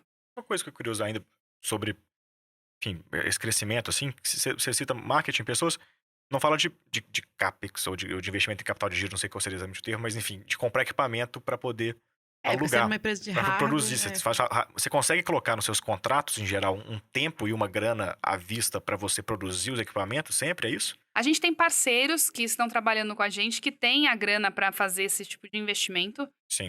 E a gente fala que dinheiro no Brasil tem, para um projeto bom também tem. Tá. Então, a nossa ideia ao invés de eu pegar, a gente tinha pensado antes na captação de pegar parte da grana para fazer CAPEX. Mas quando você fala do sensor fixo, o dinheiro é muito alto. Então, eu tenho que fazer uma rodada gigantesca e se eu falar assim, vou pegar aí 70% desse dinheiro para ficar no meu caixa aqui esperando o dia que chegar o pedido, geralmente, e para isso eu vou te dar equity, no geral a turma não olha com bons olhos. Você pode financiar um contrato bacana. Exato, você fala, eu tô com um contrato aqui assinado com um cliente gigantão. Tá aqui, eu preciso de tantos R$1.000. Daí você vai, negocia, o contrato entra como garantia e você consegue realizar aquele contrato. Mas o tempo... Assim, o tempo de produção de novos equipamentos, ele é pequeno, assim? Você consegue... Porque é um desafio isso aí, quer dizer, você fecha um contrato, o cara fala, começa amanhã, amanhã eu não tenho 1.000, então eu tenho... Quanto tempo demora, não tem estoque. A gente tem o lead time e a gente tá sofrendo um problemaço hoje. Não tem microprocessador no mercado, não sei isso, mas... Exatamente isso. Não tem. Não tem. E a gente tá aí com contratos bem grandes sendo fechados pro semestre que vem, e a gente tá com essa dor, porque... Até a indústria automobilística tá parando, né? E quando a indústria automobilística para, aí você fica com medo, né? Sim. Porque esses caras têm um poder de influência gigantesco. Você não tem nem pra eles, vai ter pra status, né? Então, esse é um problema que a gente tá enfrentando. É um problema geopolítico gigantesco, que eu ainda não sei fazer análise, assim, exatamente mas é uma questão importante que tá acontecendo. Mas sem esse problema, o tempo de média para fazer um sensor desse é alto? Você vai demorar... Geralmente, você vai pedir aí de 90 a 120 dias, dependendo do tamanho, né? Porque se você falar pra mim, Marília, eu quero 100 sensores, isso daí a gente acaba entregando rápido, né? Tá. Mas o sensor fixo, por exemplo... o sensor móvel, em 6 semanas, tendo matéria-prima, em 6 semanas ele tá na sua mão, se eu não tiver nada. Mas esse eu consigo até ter estoque. Tem uma cadeia já estruturada pra isso, pra crescer, que não é um gargalo hoje. Exato. Agora, o sensor fixo já tá falando de pelo menos 2.000 peças, né? E aí você já tem que ter Mas a gente tem um parceiro, que é uma fábrica, que tem a estrutura toda lá. Então, você tem o período pra conseguir trazer componente. E daí, quando você fala de... eu vou te botar um pedido, sei lá, 100.000 peças, né? Só pra ter um número bem grande na nossa cabeça. Ótimo, 100.000 peças é lindo, eu consigo negociar ótimos preços, a gente consegue trabalhar um preço maravilhoso, etc, mas não vir de avião as 100.000 peças. Elas vão ter que vir de navio. A gente tá perguntando, porque a Iseli Reis esteve aqui da Flex Médico e no caso dela, ela teve muita demanda com a Covid, né? E o Pedro tava me ensinando, assim, esses dramas de ter. Ela resumiu muito bem, de ter parado no pátio caminhões, no caso dela. Ela tem que comprar um caminhão, reformar ele todo, né? E parado é dinheirão que ela tá perdendo. Ela faz exame de tomografia, UTI móvel, essas coisas. Uhum. E aí ela teve muita demanda. Meu Deus, imagina, passou o Covid e eu com um pátio cheio de caminhão. Caminhão parado no pátio é prejuízo. No seu caso, você não toma esse risco. Então, porque você tem essa estrutura de parceiro, você negocia o prazo para entregar. Isso. A gente tem tido parceiros bastante fortes, assim, pra... Inclusive, Para que justamente a gente se ajude e todo mundo consiga aproveitar ali. No Brasil, a turma mesmo? Sim, por enquanto sim. Que legal. Que bom, que bom. No Brasil. Hoje tem, só pra ter noção, você falou de 100 mil, 100 mil, quantos sensores tem hoje por aí já da Status For? Mais ou menos. Do sensor móvel, você tá falando do móvel, sensor... do móvel. O móvel não são 100 mil. Tá. É bem menos. Não, só pra ter noção a gente deve ter 30 sensores ativos hoje. Tá. Né? Porque cada sensor atende 100 mil habitantes. Tá. Né? Perfeito. Porque você tá fazendo varredura. O sensor móvel tá começando agora. E o fixo, desculpa. O sensor fixo tá começando agora. Mas a gente já tem aí quase 1 milhão de peças já com pedidos sendo colocados, só que Sim. eu preciso entregar, eu preciso do microcontrolador. Libera o chip aí pra gente. Eu tô jogando, eu acredito muito nessa coisa de você jogar pro universo. Então eu tô jogando pro universo energias positivas pra coisa funcionar, né? Às vezes a mão tá amarrada, né? Você acabou de novo validar o negócio, funcionou, a turma tá afim, você tá atraindo clientes até privados, você falou, né? Tem um mix interessante. Sim.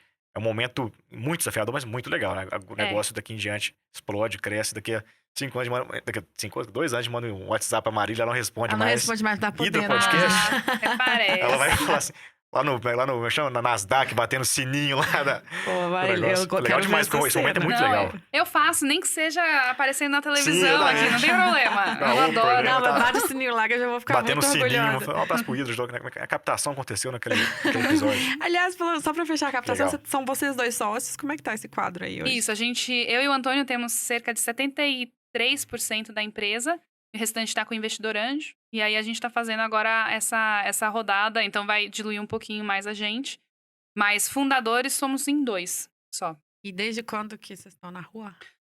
A empresa, o CNPJ dela é de 2014. Mas eu falo que a gente é 2015, porque foi quando a gente começou efetivamente Em 2014 a gente abriu o CNPJ, mas ainda não sabia o que ia fazer da vida. E aí, então, por isso que eu falo que é o filho do meio. Eu tenho a Ana de janeiro de 14, a Status de maio, abril de 15 e o Vitor de julho de 16. Maravilhoso. 16. Os 3 filhos. Boa. E aí, Mari, desse processo todo, eu acho que legal. Você tá tendo esse desafio agora, desse crescimento, mas dependendo dessa chegada de insumo, mas fora isso, parece tudo caminhando. O que mais você acha que foram momentos foram oportunidade de aprender muito, que você vale compartilhar aqui? Porque como a gente conhece essas histórias, não vou ficar aqui. Não vou dar spoiler, não vou escolher então, pra você, mas a gente sabe. O que você acha que foi momentos que mudaram aí o rumo da empresa, que você tem pra compartilhar? Tem vários, assim. Acho que no amor ou pela dor, você sempre acaba aprendendo, geralmente é muito mais na dor, né? Então, eu diria assim, o primeiro golpe, que eu falo golpe de sorte, foi quando a gente decidiu que a gente queria falar de perdas.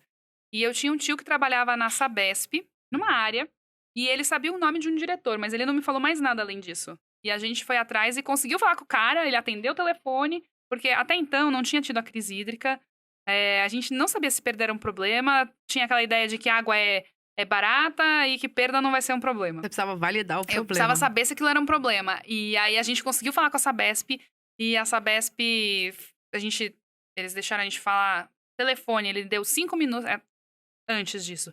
A gente conseguiu falar com a secretária passou pro diretor e o diretor atendeu. Gente, é muito Deus dizendo, cara, é pra aí que você precisa ir, né? Porque pra você levar um não em qualquer uma dessas horas, né? E aí o cara deu 5 minutos pra gente falar, na época era o Antônio que falava, e ele conseguiu falar meia hora com o cara, e o cara chamou a gente pra fazer uma apresentação de meia hora na Sabesp, a gente ficou 2 horas, porque ele ia chamando o colega, e até então a gente só tinha um PowerPoint. Só uma ideia, a gente queria validar se aquilo fazia sentido. Então ali foi uma virada de chave. Outra virada de chave que a gente teve foi quando a gente ganhou nosso primeiro prêmio na SEMAI, porque foi a primeira vez que a gente ficou publicamente exposto com... E daí eu brinco que a gente tomou um pontapé no bumbum, que até então a gente tava super confortável ali, desenvolvendo tecnologia, eu tava ali só fazendo administração sozinha, tranquila e tal, e de repente, a galera veio atrás e queria saber, e queria tecnologia, e aí a gente teve que sair correndo para se estruturar e tal. E o ano passado foi de muito aprendizado, né? De você... Porque eu e o Antônio, a gente tem uma qualidade, que dependendo do momento pode ser um defeito. Nós somos muito, muito otimistas. Muito. Então, eu sempre tento extrair... Eu brinco que a Status, às vezes, é a minha feira, né? Eu colho limão, abacaxi, nabo, pepino. É isso que, né? O que a gente vai... A gente tem que lidar todo dia. Você não sabe o que vai ter na feira. Então, vamos ver. Mas é uma dessas coisas que a gente vai ter que fazer. Sim. E é bom, porque se você não enxergar as coisas de maneira otimista, você desiste de ser empreendedor antes de abrir o seu CNPJ. Porque você tem um monte de desafio que você tem que trabalhar. Mas esse otimismo me atrapalhou muito no começo do Covid, porque a gente poderia ter tomado algumas decisões um pouco mais rápido. Tive o mesmo problema. Tomado algumas, né? Porque o otimismo com um tema que você não dominava, ninguém dominava, né? No mundo, mas isso. enfim. Isso vai resolver daqui a 2 meses. Isso, não. Essa é a coisa, né? Não sei quem botou esses dias no Instagram lá, assim... Qual é a sua lembrança mais feliz do ano passado? É quando eu achava que a Covid ia passar em 15 dias. Certeza. A gente faz segunda que vem, então, a reunião? Isso. Aí, beleza. Tá tranquilo. Então, a gente aprendeu demais, principalmente nessa questão de entender a questão de que você tem que dar tempo ao tempo, como é que você vai... A gente teve alguns pepinos aí de utilização de ferramenta, que a gente começou a ficar muito mais chato, com validação, porque a gente brinca, não sei se vocês assistiram o filme do Steve Jobs, né? Os filmes romanceados e tal, você vê o cara vende, não tinha nada, e um final de semana ele veio com o negócio funcionando. Isso funciona muito bem no filme, com certeza na vida real não foi assim. Não tem como. No filme do Steve Jobs ali funciona. Agora, na vida real, você acha que você vai fazer isso? E não, e dá pau, e ferra. E daí você tá lá no meio da demonstração pro cliente e o celular trava, né? Fecha, né? Então a gente começou a tomar um monte de cuidados ali com... Porque a gente fala hardware, a diferença de hardware para software, né? Se você tem o seu software na internet, você, né, ou um aplicativo, alguma coisa assim, se você pegou um bug, dá um enter, refresh ali. E pronto, né? Às vezes seu celular vem lá, precisa atualizar. Daí você vai lá, se atualiza e todos os problemas se acabaram. Não, fora que o software, você pode montar um PowerPoint que imita o app, um mockupzinho. Tem nada acontecendo, você clica, olha o botão, clica em iniciar, abriu, você olha. Exato. Não tem nada acontecendo. E na verdade é o estagiário atrás mandando a tela mudando. Não, eu lembro dos meninos, só um parênteses, eu lembro dos meninos do Easy Taxi, quando passaram no Startup Week, o protótipo deles. Se eu estiver confundindo, vocês me corrigem. Se não foi a Easy, desculpa. Mas era o seguinte, era uma telinha que você clicava e eles estavam no WhatsApp. Eles recebiam no WhatsApp, ligavam na taxa. Não, eu fiz isso ligava uma vez. Ligava no táxi e pedia o táxi, mas você achava que você tava usando devia ter seguro de vida, assim, dentro uma simulação e tal, brincando, mas era isso. Você pega um site Wix, faz isso. Eles ganharam o prêmio de startup fazendo isso. Provando que tinha isso é ótimo, porque você tem um custo muito mais baixo. É fácil fazer. Mas quando você fala de hardware, não é assim. E aí você... Tanto é que a gente não... Por que eu não fui pra fora ainda? Porque eu falo, cara, se me der um problema num dispositivo no Rio de Janeiro, lá em Sorocaba tem um ônibus que eu pego às 11 horas da noite e 5 horas da manhã eu tô no Rio. Tá, o seu pós-venda. Tá resolvido. Se tem pós-venda físico. Não, tô dizendo, se eu tiver algum problema, precisa correr lá, tá fácil. Agora, se eu vendo pra Indonésia, eu não sei remar até a Indonésia, né? Então, a logística é muito maior. Então, você tem...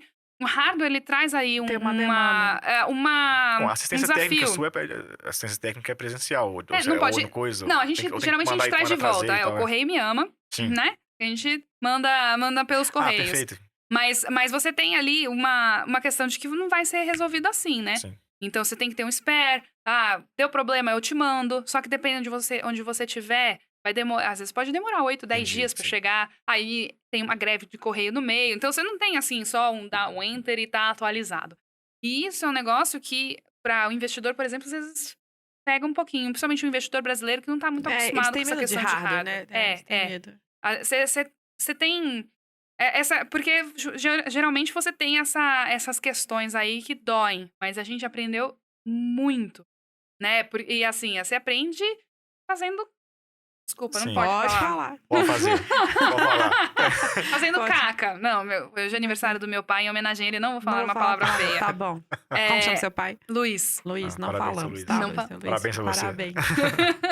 Mas a gente vê e fala assim, cara, não, beleza, vamos aprender com esses erros. Então a gente conseguiu. Hoje, esse dispositivo fixo, eu tenho muito mais segurança na venda do que a gente tá fazendo, porque eu tenho certeza da qualidade. Os testes que os meninos fizeram, de antena, disso, daquilo, outro, bateria, a gente...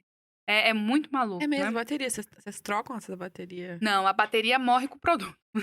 E aí a gente recolhe e faz todo o tratamento, né? E qual que é a vida útil dessa? Ela deve funcionar por 12 anos, mas eu não vendo pra isso, eu vendo pra 8.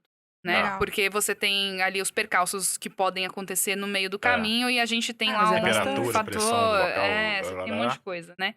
Mas, infelizmente, eu não queria que tivesse bateria, queria que fosse solar e etc. Mas a vida real não adianta, né? Sim. Ó, tem duas coisas pra perguntar. A gente rende muito, olha aqui. Tá vendo que Tá, vai uma hora e rápido? 10, bom, eu prometo ser breve, assim, que é um negócio que eu acho legal pra... É um bastidor desse, muito massa de conhecer. Acho que a gente já falou disso, mas enfim.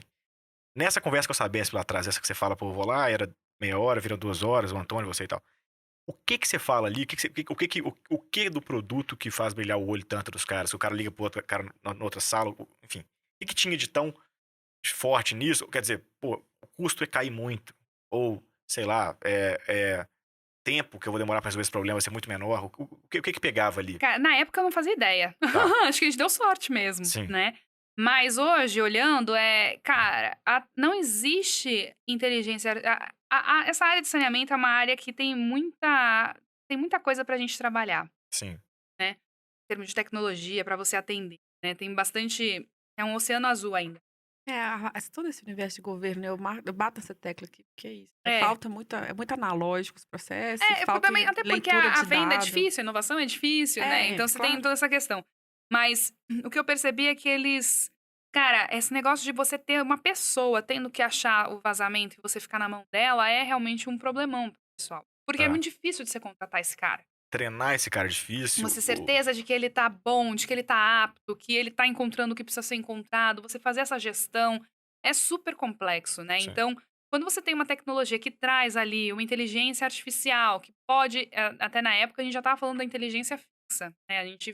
Eu brinco que o sensor móvel, ele foi um degrau intermediário ao que a gente gostaria de entregar, né? Porque a gente viu que a gente ficou num dilema Tostines, pra quem tem mais de 30 anos, deve lembrar, né? Tostines Sim. é mais fresquinho porque vende Ele mais ou Maynard, vende mais porque é fresquinho, né? Exato. Sim. Então, a gente queria fazer o sensor fixo, mas não tinha base de dados. E daí não tinha base de dados porque o cliente não queria pagar, o cliente não queria pagar porque não tinha base de dados. Assim vai. Entendi. Porque era muito dinheiro para ser investido em fixo. E por uma hipótese, porque até então a gente não sabia se a inteligência funcionaria, lá em 2015 e 2016. E aí a gente desenvolveu o sensor móvel, que era um custo irrisório perto do que seria para você botar numa cidade inteira os sensores, que você vai passando. Numa passada, com um sensor só, em um mês você falou com 6.000 casas, pelo menos. Perfeito. E não teve que botar 6.000 dispositivos comunicando, né? Então, essa questão da inteligência e de você poder diminuir um pouco a necessidade e organizar bem foi o que brilhou o olho. E hoje, nessa nossa pivotada, assim, nessa nossa organizada, a gente viu que essa questão do painel de gestão faz muita diferença para o gestor. Né? Então, eu consigo... Deixar de ser um Excel lá que ele usava, sei lá que será esse Excel, mas enfim. Porque no fim do dia, muitas vezes você tem uma equipe... Você tem equipes e equipes. Você tem equipes muito boas que estão ali vestindo a camisa, mas você também tem aquelas pessoas que percebem que o gestor fica feliz se ele acha um ponto suspeito, e se ele achou um ponto suspeito nos primeiros 15 minutos de trabalho, ele passa as outras 8 horas fazendo outra coisa da vida, dormindo, né? Principalmente porque muitas vezes essa equipe trabalha de madrugada, então trabalha totalmente solo. Né? Encontra o gestor de manhã, quando ele tá indo embora, o gestor tá o desafio chegando. de monitoramento de equipe à distância... Que é igual do parque. A gente atravessou o parque, o que ele faz de frotas, tá? IoT, enfim. Na real, é o mesmo produto que ele descobre quem tá andando mais rápido. Ele coloca lá o hardware e a grande estrela é o dashboard dando informação e tomada de decisão, né? Mais do que o dado é o que fazer com esse dado, né? E ele fala a mesma coisa que você. Primeiro eu tenho que gerar os dados e botar o hardware, mas o que eu quero desenvolver é essa leitura, né? Dessas informações. Super interessante esse movimento tem começado que dá para começar e depois você vai investindo quando as pessoas vão comprando a ideia e a inovação. E você tem que quebrar barreiras, né? Assim, hoje a Status está reconhecida, isso é legal, a gente conseguiu fazer um trabalho bacana e ganhar prêmio, de aparecer... Vocês passaram pela aceleração? Sim, a gente foi acelerado pela Baita Aceleradora, que é uma aceleradora super bacana de Campinas, que... É cheio de aceleração incrível em Campinas, pra quem não conhece. E eles não têm medo de hardware. Então, eles são focados em hardware, né? Eu não sei, a Mari da AgroSmart, minha amiga, também, eu acho que é de lá. Ela é de lá, sim. Que também é IoT também. Sim, exato. Eles gostam. Campinas gosta de hardware. Vocês não estão sozinhos, se você tá fazendo hardware, procura o pessoal de Campinas. Vai lá falar com o pessoal da Baita, que eles têm muita coisa.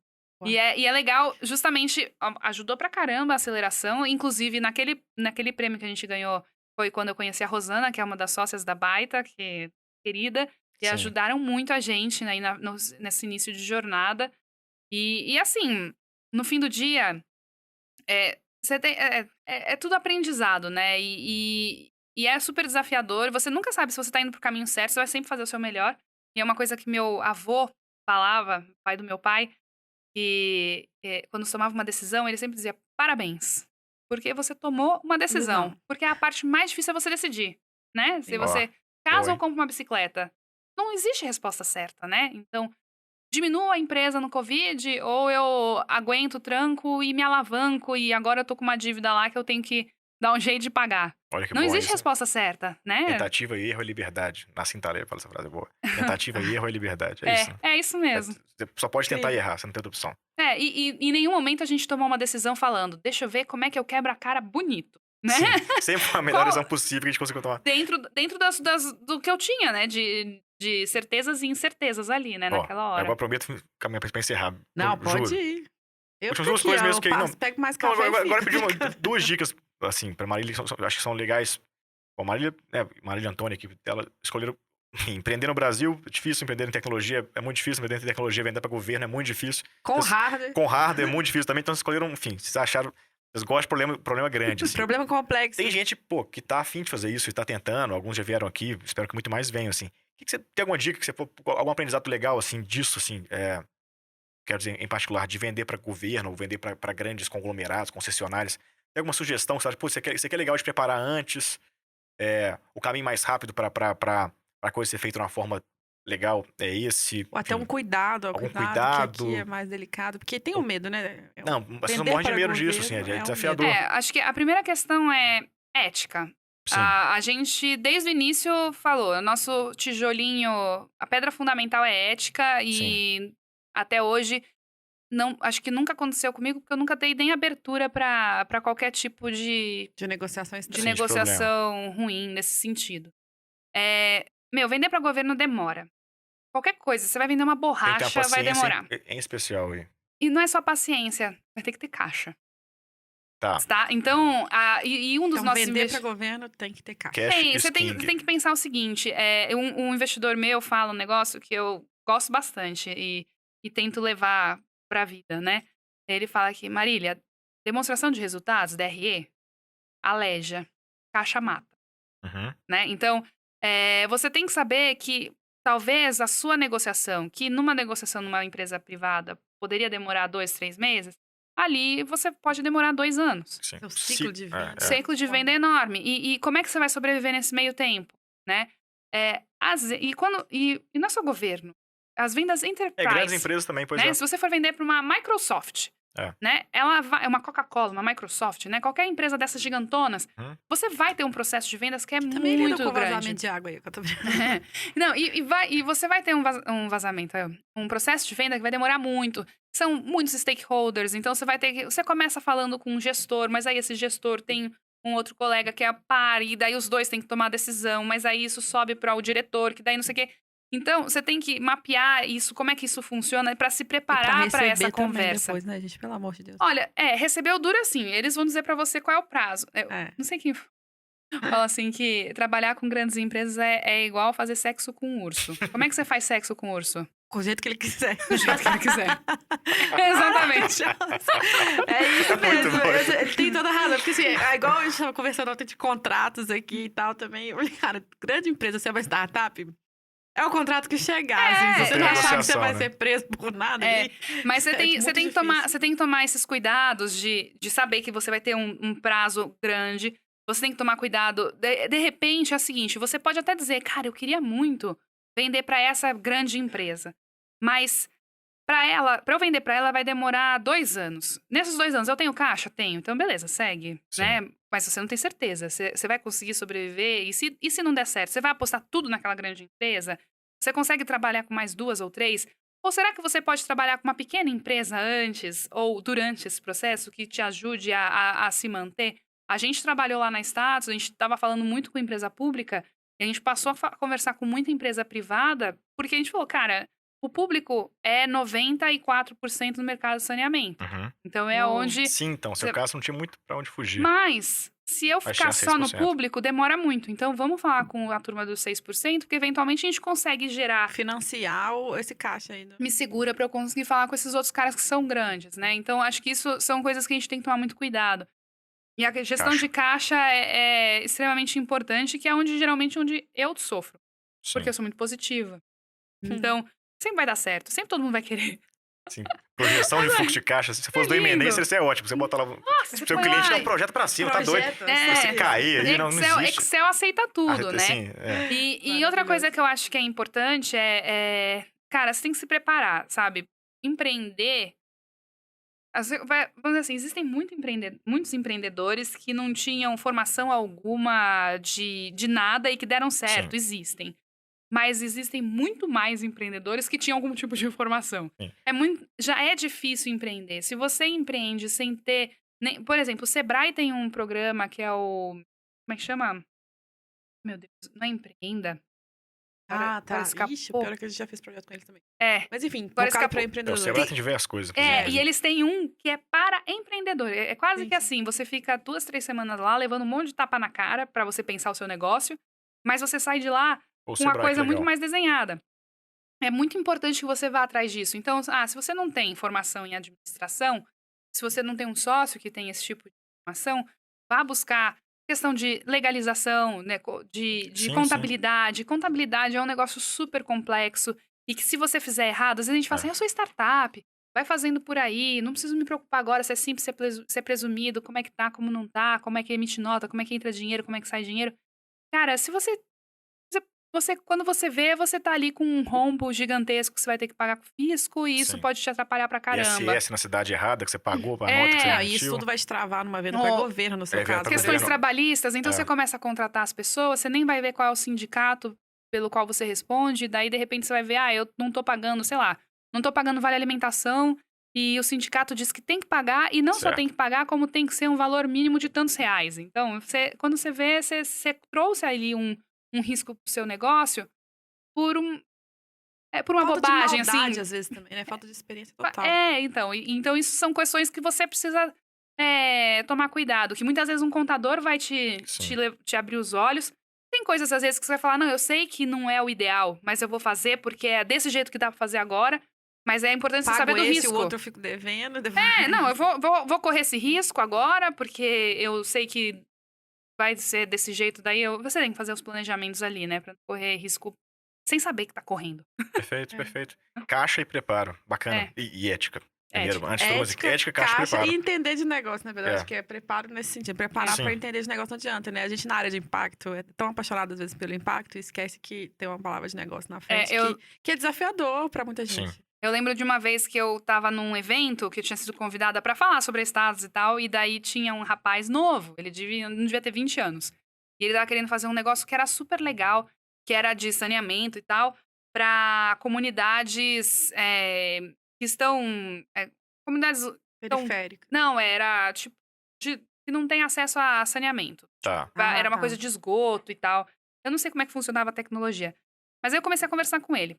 Aí, pra começar, que como ele não tinha dinheiro, ele queria fazer essas comunidades, tinham que ser assim no estado de São Paulo. Na boa, fica difícil no estado de São Paulo esse tipo de comunidade que ele tava querendo. Porque o estado de São Paulo é um estado que tá muito bem desenvolvido em muita coisa. Provavelmente o melhor do país, provavelmente, chutando. Precisava dar uma pensada, talvez... Exato, vamos pra Amazonas ali, né? 8 dias de barco, essas coisas. Né? Aí outra coisa que ele falou, não, eu vou fazer o seguinte, eu monto lá, era uma fossa diferente, eu não lembro exatamente como é que era a tecnologia, e sem alvará lá, sem me preocupar com essa parte. Porque também a hora que o fiscal chegar, ele vai ver que eu tô fazendo bem. Então não vai ter problema. E eu falei pra ele, isso funciona no filme da Disney, mas na vida real não funciona desse jeito. Você tem que se preocupar em tirar a legislação correta lá, sei lá, o IBAMA, não sei o que você vai ter que fazer lá, que é a legislação que você tem que se preocupar. Mas você tem que saber dessas coisas. Eu vou ganhar... Não, mas eu não preciso ganhar dinheiro, né? Eu posso trocar 0 por 0. Cara, não, você tem que ter um caixa, você tem que ter um colchão de reserva. Por quê? Porque amanhã ou depois você perde um contrato. As coisas que acontecem com a gente. Congela um contrato, perde um contrato.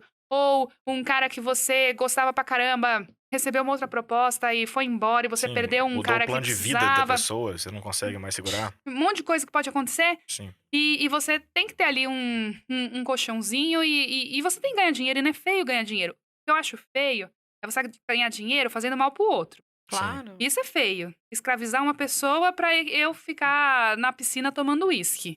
Agora, todo mundo tá bem remunerado. O empreendedor na piscina tomando uísque. Não conheço também. Não dá, é impossível. Mas vamos dizer que não é o sonho ali da pessoa. Não, você fazer um negócio bacana pro mundo, fazer uma tecnologia inovadora, resolver o problema de alguém e ganhar uma grana. E não só isso, eu gosto muito dessa questão do capitalismo consciente, né? Então, é o seguinte, você tem que remunerar a cadeia. Né? Então, eu não posso... Aliás, o livro Capitalismo Consciente é o livro que a gente recomenda. Foi na lista de recomendações. É muito legal. É muito legal, até pra você pensar que dá. E eu acho que é por aí que a gente tem que ir. Né? Como é que você faz pra que a cadeia se pague e que faça sentido? E assim, aí você vai tomar o seu uísque na piscina um dia, aquele um dia do ano que você para... Não, pode parar, eu tô brincando. Não, se você tiver criança pequena, não vai rolar. Exatamente. Se tiver 3 filhos, um negócio, 2 crianças. É difícil. Mas acho que é por aí, né? Você tem que ter essa visão sistêmica. Deixa eu aproveitar, já que a gente falou do capitalismo consciente, e você falou, deu a dica do Sebrae. Tem algo mais, assim, que você leu, ou que você tá vendo, ou escutando? Pode ser até outro podcast, pode ser... série. Talvez uma coisa que você leu esse ano passado tão difícil, uma coisa que te ajudou a pensar melhor seu negócio. Pode ser um insight em IoT, ou um insight em negócio, ou na vida. Falar, isso aqui me deixa dormir de noite com as crianças e com o filho teve do de negócio. tudo já, teve Catarina Grande, teve Olha, tem coisas que eu faço que não tem nada a ver com essa coisa intelectual de livros, etc. Que é assistir uma série bem bobinha, ou ler um livro de romance bem bobão, assim. Por quê? Porque eu passo o dia inteiro tomando decisão. Eu passo o dia inteiro sob pressão e de todos os lados, porque tem a pressão, claro, da empresa, que é enorme, mas eu tenho pressão de filhos também, que é gigante, pela atenção da mãe, que querem estar junto, e ainda com esse negócio de homeschooling, agora eles estão indo pra escola, graças a Deus, mas foi muito difícil, né? Eu te falo, eu sempre fui o tipo de mãe que quando eu estava com eles, eu desligava tudo e estava com eles.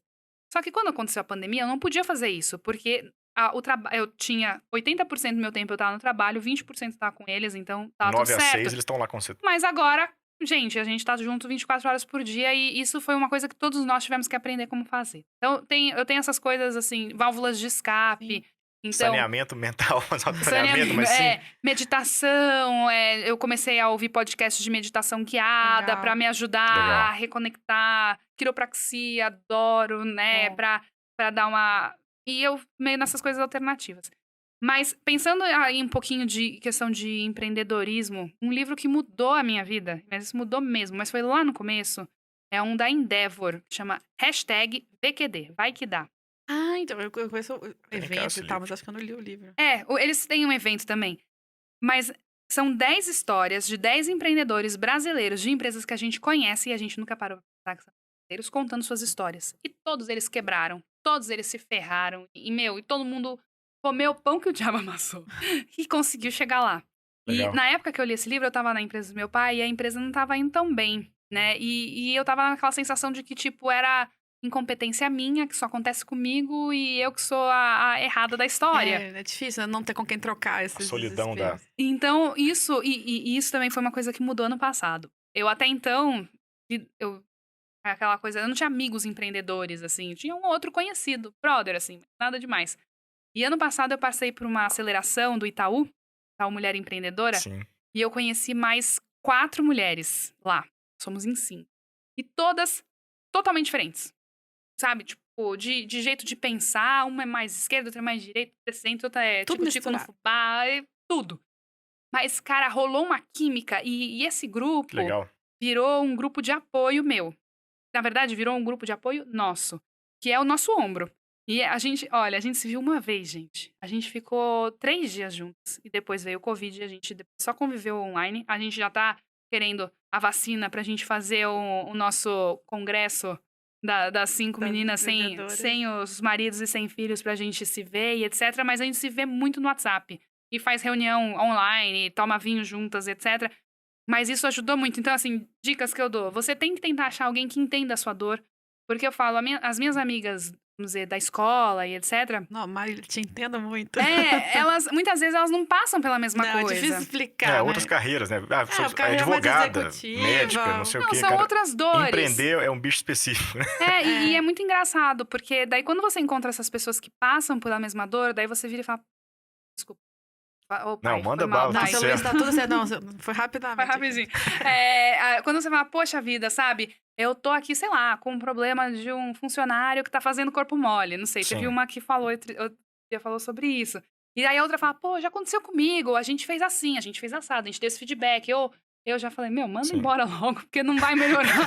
As pessoas não mudam tão rápido. Não, então, ajuda pra caramba você tentar achar esse ciclo de amizades e tal pra te dar esse apoio mental mesmo. Porque daí, na hora que você quer jogar tudo fora, elas vêm, síndrome de impostora, para com isso, vamos lá, vai dar certo. Ou chora todo mundo junto mesmo, tá ferrada mesmo. Vamos chorar juntos. Citar o Itaú Mulher Empreendedora, que é um programa que a PAI Social, empresa da Mari, onde eu trabalho, enfim. Ela apoiou esse programa. E ele ajudou na seleção. Na seleção, sim, a seleção, junto com o Yunus, né? Yunus Negócios Sociais. Yunus, Sim. A gente falou disso legal hoje com o Itaú também, que a gente bateu um papo com eles lá. Super programa legal que eles têm lá. Não, e sabe uma coisa que também é legal ouvir? Porque no primeiro episódio aqui, quando a gente conta a história da Hydra, uma das coisas que a gente falou foi que a gente queria dar um pouco de colo pros empreendedores. Sim. Porque é exatamente isso que você tá dizendo, assim. Nas conversas, a gente viu muita gente, principalmente fora do Sudeste, talvez, ou fora desses polos de empreendedorismo, que tá com essa mesma dificuldade que você falou. Eu quero ter alguém pra trocar ideia, assim, só me escuta, só pra você entender o que eu tô falando. Mas mesmo no polo, a gente também sofre. Mesmo no polo, eu falo, sofre, porque eu brinco que eu tô na bolha da bolha. Porque o estado de São Paulo é uma bolha. Ainda mais quando se fala de IoT. Você vai andar o estado de São Paulo inteiro com 4G, praticamente, né? Sim. E eu ainda tô a 100 quilômetros da cidade de São Paulo. Então é a bolha da bolha, porque aqui é tudo muito diferente. E mesmo estando na bolha da bolha, você sente essas coisas. Imagina, então, quem tá longe. E isso, esses programas de você conectar empreendedores diferentes pra falar sobre, fala aí qual que é o seu perrengue. Via de regra gente, é falta de dinheiro. Sim. Né? E é cliente que não paga ou é cliente que sumiu. E não... mas você vende chocolate. Não, gestão de pessoas também é tanto faz que você vende. Tem uma lista de coisas. Exato, então... Meios de pagamento digitais, não sei o quê. Não, tem uma loja de banana, não sei onde. Vai ter problema muito de parecido gente. o problema. Vai. Gente, no fim, é a mesma coisa. E aí quando você fala... Porque você acaba se fechando muito no seu mundo, né? E aí, quando a gente se abre pra conversar com esses empreendedores, você vai vendo que, justamente, poxa, não sou só eu que tenho esse problema, a culpa não é só minha. Tem muita coisa que é culpa minha? Tem.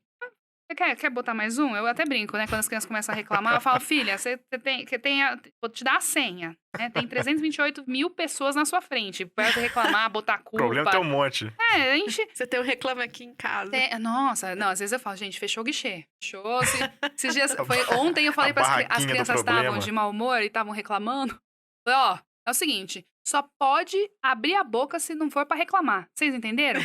Só falar coisa boa. Aí ficamos uns 5 minutos em silêncio até que a Ana ficou coragem. Falou, mãe, você pode só pra perguntar? Pode perguntar, pode. Por que eu tô tão brava? Maravilhoso.